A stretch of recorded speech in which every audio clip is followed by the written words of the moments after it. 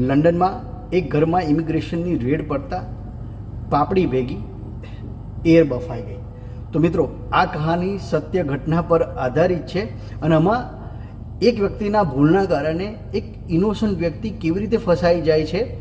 આજના વિડીયોમાં કહાની એ ભાઈની છે. એટલે આ વાત જે બની છે એ જ હું તમારી સાથે સેમ ટુ સેમ શેર કરવાનો છું. મિત્રો, હું ઘણા સમયથી વિડીયો જ્યારથી કન્ટેન્ટ બનાવું છું ત્યારથી લોકોને કહેતો રહું છું કે મહેરબાની કરીને તમે વિદેશમાં જેટલું પણ કમાતા હોય ને, તો તમે તમારી ઇન્કમ કોઈની પણ સાથે શેર ના કરશો. કારણ કે જ્યારે તમે તમારી ઇન્કમ કોઈ બીજા સાથે શેર કરો છો અને કદાચ જો તમારી ઇન્કમ એમના કરતાં વધારે હોય છે તો એમના મનમાં તમારા પ્રત્યે જેલસી ઊભી થાય છે અને સાથે સાથે એમના મનમાં એવા પણ પ્રશ્નો ઊભા થાય છે કે આ મારી હાનો આટલા બધા પાઉન્ડ કમાય છે કેવી રીતે. તો મહેરબાની કરીને વિદેશમાં તમારી સેલરી કે તમારું અર્નિંગ, મંથલી અર્નિંગ કેટલું છે કોઈની પણ સાથે શેર ના કરતા. ચાલો ત્યારે આપણે કહાનીની શરૂઆત કરીએ.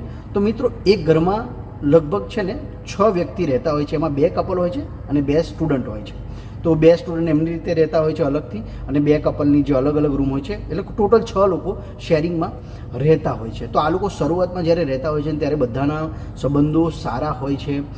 બધા એકસાથે જમે છે, એકસાથે ફરવા જાય છે, એકસાથે ખાય છે, ઘણું બધું કરે છે, એકસાથે પાર્ટી પણ કરે છે અને બધા લોકો શું કરે છે, એકબીજાની વાતો શેર કરે છે. પણ એમાં જે આ સ્ટુડન્ટ હોય છે, આ સ્ટુડન્ટ શરૂઆતમાં એમને તો 20 અવર્સ જ અલાઉડ હોય, પણ એ સ્ટુડન્ટ છે ને 20 અવર્સની એનઆઈ પર લીગલી જોબ પણ કરતો હોય છે, કેશ ઇન હેન્ડ થોડી જોબ કરતો હોય અને સાથે સાથે ડિલિવરીની પણ જોબ કરતો હોય છે. હવે એ વ્યક્તિ સવારનો સિંગલ હોય એટલે સવારથી નીકળી જાય અને પછી સાંજે મોડા સુધી એ કામ કરે. તો એનો આ ડેલી રૂટીન હોય અને પછી જેવો ઘરે આવે બધા સાથે મળે કે હું આજે આટલે 200 કમાયો, આજે 250 કમાયો, આજે 300 કમાયો. તો શરૂઆતમાં જ્યારે સંબંધો સારા હતા ત્યારે તો આ બધી વસ્તુ શેર કરવામાં કશું ઇસ્યુ હતું નહીં, કારણ કે બધા એકબીજાની ખુશીમાં ખુશ હતા. પણ જેમ જેમ પેલા ભાઈની ઇન્કમ વધતી ગઈ, લોકોનામાં જેલસ ઊભી થઈ અને ઇન ધી એન્ડ શું થાય છે કે એમાં જે એ ઘરમાં એક કપલ રહેતું હોય છે ને, એની સાથે એક સ્ટુડન્ટ છોકરાનો ઝઘડો થઈ જાય છે. હવે ઝઘડો થઈ જાય છે એટલે શું થાય છે, એક તો ખબર છે ના જરા આપણાવાળા ઝઘડે મારામારી તો કરવા પર આવી જાય, પણ સાથે સાથે શું થયું, એટલા બધા એકબીજાને અપશબ્દો કીધા. પેલો સ્ટુડન્ટ છોકરો હતો એને પેલા કપલ હતા એની વાઈફને પણ ઘણા બધા અપશબ્દો કીધા, એની વાઈફે પણ એ સ્ટુડન્ટને ઘણા બધા અપશબ્દો કીધા, એકબીજાને ધમકી આપી, હું આ કરી નાખીશ, તે કરી નાખીશ, તારી કમ્પ્લેન, બધું જ કીધું. પણ હવે જે ઘરના જે બીજા લોકો હતા એમના કારણે તે દિવસે એક ઝઘડો શાંત થઈ ગયો. હવે ઝઘડો શાંત થઈ ગયો એટલે બધાને એવું કે ભાઈ ચલો બધું નોર્મલ થઈ ગયું છે, હવે કશો વાંધો નહીં. પણ હવે ઘણીવાર એવું હોય છે ને, ઘણા લોકો અમુક વસ્તુને જતી કરી દે છે અને ઘણા લોકો જતું નથી કરી શકતા.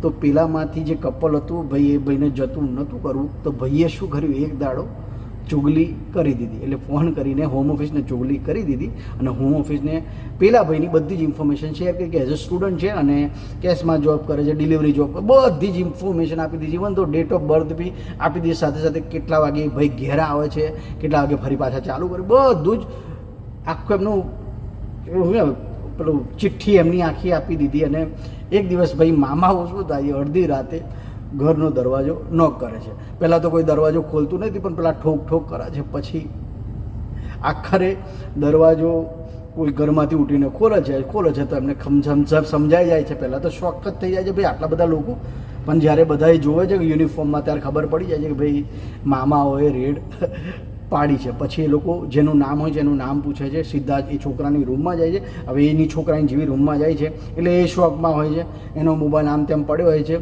પહેલાં તો એનો સૌથી પહેલાં મોબાઈલ જપ્ત કરે છે, પછી બધું ખોરે છે. તો પછી કેશ મળે છે. હવે કેશ મળે છે તો એમાં શું થાય છે, એટલી બધી કેશ મળે છે ને તો પેલા લોકો થોડો હિન્ટ ત્યાં જ એટલે પહેલાં તો અરેસ્ટ કરી જ લે છે. અને સાથે સાથે મોબાઈલમાંથી ઉબરની એપ, ડિલિવરીઓની એપ, બધી જ એપો મળે છે. એટલે પેલા ભાઈ વધારે હલવાય છે. એટલે એને તો લઈ જાય, સાથે સાથે પણ જે બીજો છોકરો હોય છે એની પાસેથી પણ કંઈક એવી વસ્તુ મળે છે કે ભાઈ એ બી થોડો શંકાના ઘેરામાં આવી જાય ને એને પણ આ લોકો ઉચકી જાય છે. એટલે પેલા જે 2 કપલ હતા એમનું સ્ટેટસ તો ક્લિયર હતું, પણ આ જે 2 સ્ટુડન્ટ હતા ને એમની પાસેથી કંઈક તો એવું મળ્યું કે જેથી આ લોકોએ એને ડિટેન્શન સેન્ટરમાં હોમ ઓફિસવાળા લઈ ગયા. હવે ડિટેન્શન સેન્ટરમાં હોમ ઓફિસવાળા લઈ ગયેલા એટલે પછી તો શું થાય છે, જે પેલો જે મેન જેનો ઝઘડો થયો હતો જે સ્ટુડન્ટ છોકરાનો, એને તો આ લોકો થોડાક જ સમયમાં ડિપોર્ટ કરી દે છે. પણ લકીલી લકીલી જે પેલો છોકરો હતો, બીજો છોકરો જે પેલું કીધું ને કે લંડનમાં ઇમિગ્રેશનની રેડમાં પાપડી ભેગી એર બફાઈ ગઈ, તો એ જે છોકરો તો લકીલી બચી ગયો અને એ ઘરે પાછો આવી ગયો, કારણ કે એ કદાચ 20 અવર્સની એનઆઈ પર જ જોબ કરતો, એટલે એ બચી ગયો ગમે તે રીતે. એને જે રીતે બી એના પુરાવા આપ્યા છે, એના આન્સર આપ્યા, પેલા સેટિસ્ફેક્શન હશે હોમ ઓફિસવાળા, તો એમને એને છોડી દીધો. તો મિત્રો આ સ્ટોરી પરથી એ શીખવા મળે છે, તમે દેશમાં રહેતા હોય કે વિદેશમાં રહેતા હોય, આપણા લોકોમાં જેલસીની ભાવના બહુ જ છે.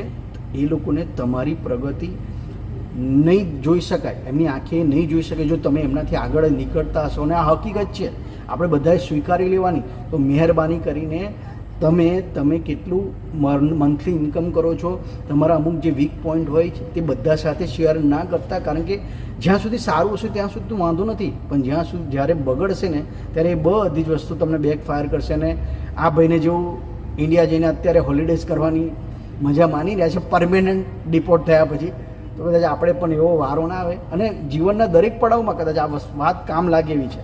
એક તો સૌથી પહેલાં દેશ હોય કે વિદેશ, તમે કેટલી પણ પ્રગતિ કરી લો ને, મારા વાલા, હંમેશા તમારા ચરણોને જમીન પર જ રાખજો. કારણ કે તમે જ્યારે બહુ હવામાં ઉડવા માંડો છો અને તમે જેટલું અચીવ કરો છો, બધાને બતાવવા માંડો છો ને, એની સાથે સાથે તમારા દુશ્મનો પણ એટલા જ વધતા જાય છે.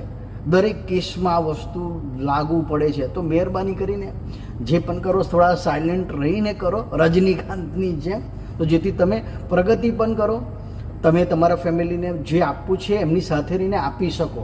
કારણ કે જેલેસીમાં માણસ કઈ હદ સુધી પહોંચી શકે છે તમને નુકસાન કરવામાં, એનો આપણે કદાચ સામાન્ય માણસ અંદાજો પણ નથી લગાવી શકતા. તો મહેરબાની કરીને મિત્રો, મારું એવું માનવું છે કે વિદેશમાં જેટલું પણ, વિદેશ હોય કે દેશ હોય, તમે જેટલું પણ કમાઓ ને, પ્લીઝ તમારી ઇન્કમ, પૂરેપૂરી ઇન્કમ બધા સાથે શેર ના કરતા, કારણ કે એનાથી તમારા દુશ્મનો જ વધશે. કદાચ 2 દિવસ તમને એ વાત કર્યા પછી ખુશી મળશે તમને 2 ઘડી, પણ એ તમને વધારે પડતી એ વાતો નુકસાન કરશે. તો મહેરબાની કરીને એટલું ધ્યાન રાખજો. અને ખાસ કરીને જીવનમાં શક્ય હોય તો લોકોની મદદ કરજો, પણ લોકોને નીચા પાડવાનો પ્રયત્ન ક્યારેય ના કરતા. જેને આગળ વધવું હોય વધવા દો, તમારે આગળ વધવું હોય તો તમે વધો, પણ મહેરબાની કરીને જેલેસી કરીને કોકના જીવનમાં શું ચાલી રહ્યું છે, એની સાથે કેટલી બધી લાઈફો જોડેલી છે. કદાચ મને એવું લાગે છે તમે જાણે અંજાને જેને તમારી સાથે બોલાચાલીમાં કે ઝઘડો કરીને તમને હર્ટ કર્યા છે, એનું તો તમે નુકસાન કરો, પણ સાથે સાથે તમે જે ઇનોસન્ટ લોકો છો એને પણ કોકનું ખરાબ કરવામાં, એ ઇનોસન્ટ લોકોને પણ ફસાઈ દો. તો મહેરબાની કરીને જીવનમાં જો સુખી થવું હોય ને, બધી જ રીતે, ધનથી, મનથી, તનથી અને સ્વાસ્થ્યથી, તો સારા કર્મ કરતા રહો અને જીવનમાં આગળ વધતા રહો. ચાલો તારે હવે ફરી પાછા આપણે લંડનની જાણકારીવાળા વિડીયોમાં, એટલે કે અવેરનેસવાળા વિડીયોમાં જલ્દીથી મળીશું. જ્યાં સુધી જય શ્રી કૃષ્ણ.